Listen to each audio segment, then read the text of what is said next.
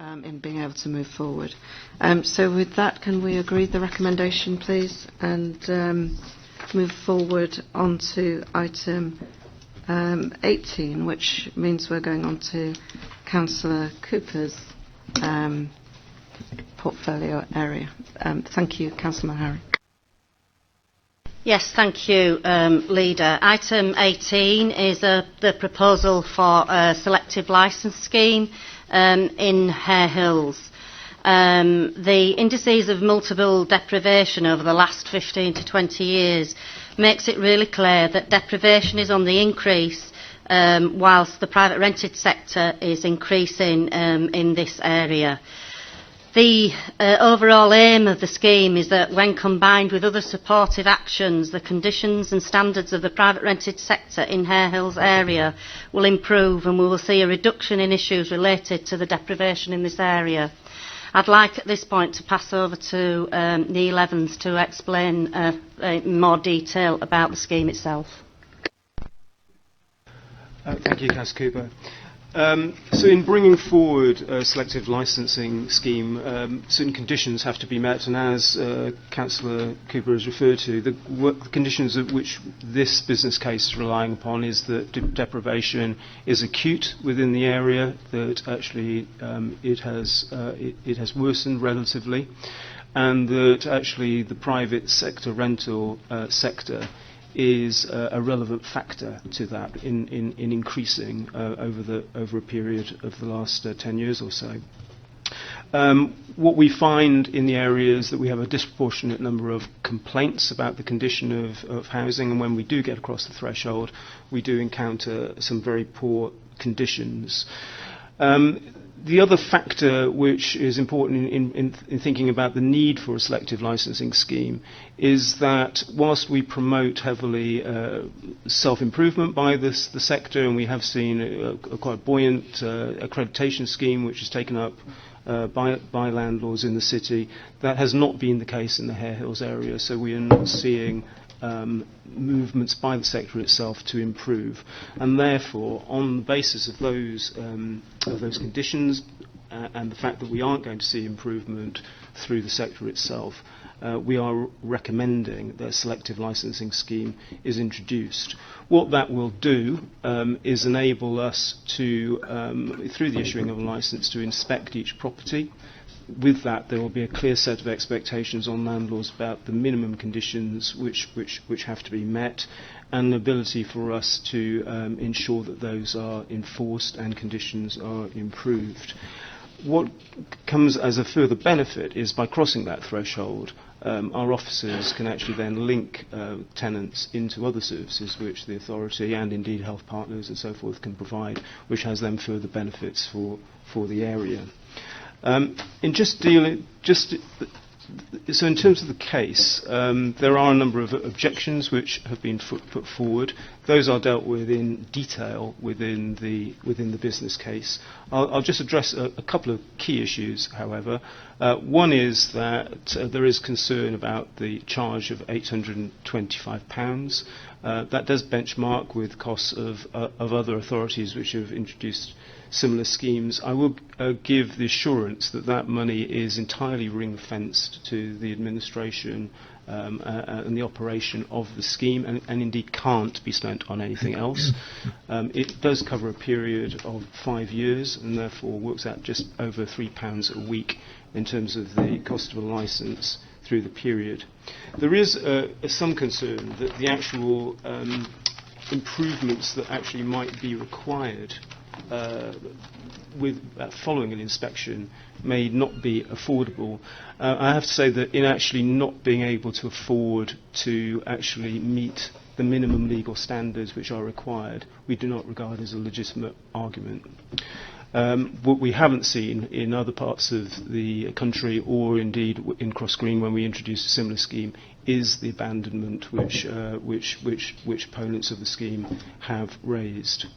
In terms of consultation within this area, there was a very thorough consultation The position was that the majority of tenants were in favour of the scheme and welcomed the introduction of it. Landlords and agents were against. But balancing all the information, all the evidence that there is about the issues within the area and the benefits that the scheme can bring, we are recommending that Executive Board agreed recommendations to introduce selective licensing for Harehills. Okay, thank you. Any comments, Councillor Lamb? Yeah, thank you, Chair. I think we applaud what you're trying to do with this. It's much needed, and it's a very tricky balance to strike. So I'll be very, very careful with what I actually say, and I hope it will be taken as a couple of constructive suggestions to look at as this is taken forward. So probably the two concerns are, one, the potential impact on rents, if that's where the cost ends up going for people who are already vulnerable and stretched, and if there's a thought as to how that will play as they should do, and that perhaps we could go further with that incentive.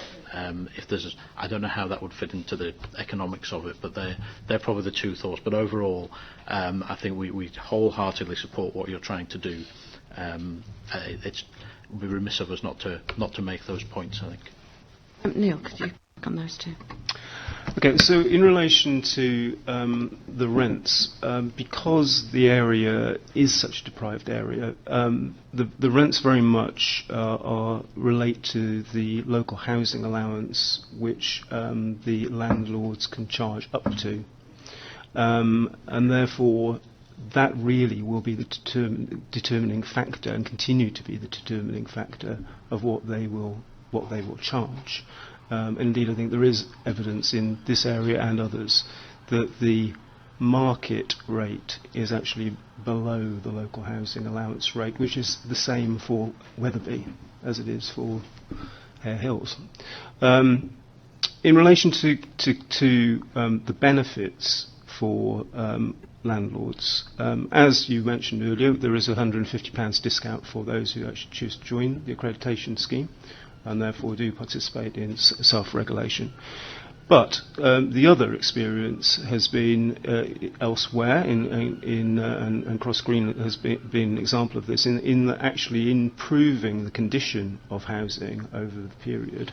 That can actually have a beneficial impact upon the value of property. So there can actually be benefits to the landlord financially, but there will also be benefits also in terms of the support network that we bring to the area as well, which can also help with issues like antisocial behaviour and so forth.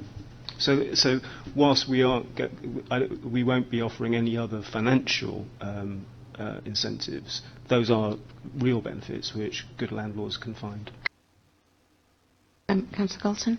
Oh, sorry, David, do you want to Well, I was just going to come in?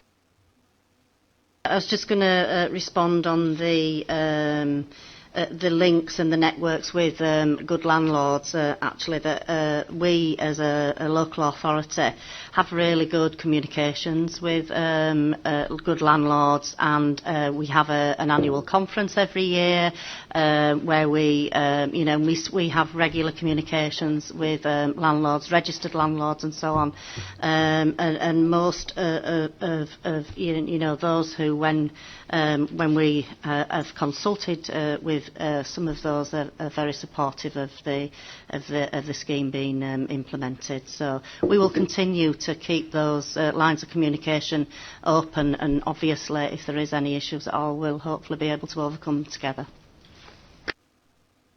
Councillor Galton? Thanks, Chair. My group support both of these papers going forward. As you appreciate, historically we've always lobbied for having a city-wide licensing scheme. However that might be possible, I appreciate that in these papers it points out that there are certain limitations that the Council feels it has to comply with. There is a problem potentially with displacement, but I would like to feel that each of these schemes which goes forward is yet another piece of the jigsaw in finally getting that overall picture in the city which says, as a strong economy and compassionate city, we do take into account seriously the needs of people who are in private rented accommodation. I appreciate there is some pushback, but as with politicians, landlords as well have, some are good, some are bad, and the good ones shouldn't really have anything to fear from the support mechanism which is offered here in terms of maintaining good quality across a city. Okay, thank you for those comments. Neil, do you want to come back? One thing, actually, in trying to draw the boundaries, we do try to take into account any issue of displacement, so that's partly how the boundaries are drawn.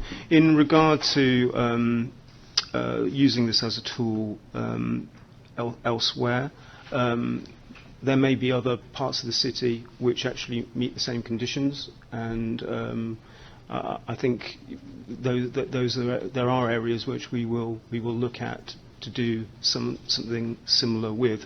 I have to say, each time it has to meet a business case, so we can't prejudge that outcome. But nevertheless, if it can be effective elsewhere, then it's certainly something which we will take forward. I think it's an area that Executive Board will want to be kept up to speed with in terms of how the rollout is implemented. Obviously, you've got the additional papers responding to the correspondence we've had. Can I just be sure that everyone feels that we have addressed the concerns that raised? Sorry. The correspondence, I think, largely is around the Beeston issue, so I was planning to cover it under that.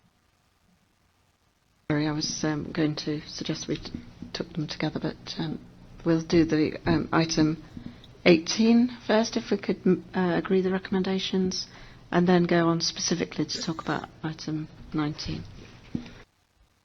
Councillor Cooper, do you want to come in on 19? No, it's okay. Neil can just go right, through, highlight okay, the detail. Whilst they are connected, it is important the Executive Board agrees each of them as separate decisions. Nevertheless, the